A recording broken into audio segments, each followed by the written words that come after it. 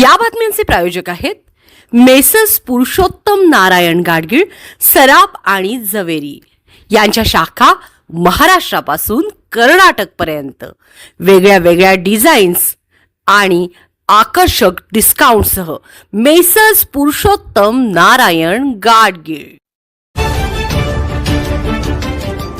ताज्या बातम्यांसाठी पाहत रहा तिचा सागर न्यूज। मेट्रो शेअर बाजारासह मुंबईतील 4 ठिकाणं मिसाईलने उडवून देऊ, अज्ञात व्यक्तीकडून धमकीचा मेल। सभापती राम शिंदे काय म्हणाले?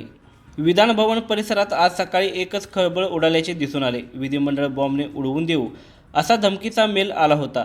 या मेलनंतर पोलिसांनी तात्काळ संपूर्ण विधानसभा परिसरात सर्च ऑपरेशन सुरू केले। यावेळी सुरुवातीला विधानसभा कर्मचाऱ्यांना बाहेर रोखण्यात आले। त्यानंतर थोड्या वेळाने आयडी आणि तपासणी केल्यानंतर पोलिसांकडून विधान भवनातील कर्मचाऱ्यांना विधानसभेत सोडण्यात आले। दरम्यान या सगळ्या प्रकरणावर विधान परिषदेचे सभापती राम शिंदे यांनी प्रतिक्रिया दिली आहे।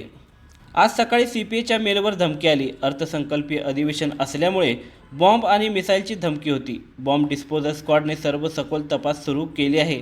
आणखीन 4 ठिकाणी धमकी दिली आहे। पोलिसांनी आवश्यक ती दखल घेतली आहे, अशी माहिती विधान परिषदेचे सभापती राम शिंदे यांनी दिली।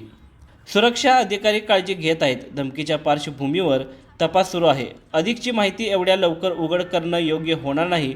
चौकशीअंती सर्व माहिती दिली जाईल, असं राम शिंदेंनी सांगितलं। तसेच शेअर बाजार, उच्च न्यायालय, मेट्रो आणि बँका उडवून देण्याची धमकी मेलद्वारे देण्यात आली आहे। आज सकाळी 6:57 धमकीचा मेल आला होता, असं राम शिंदे म्हणाले।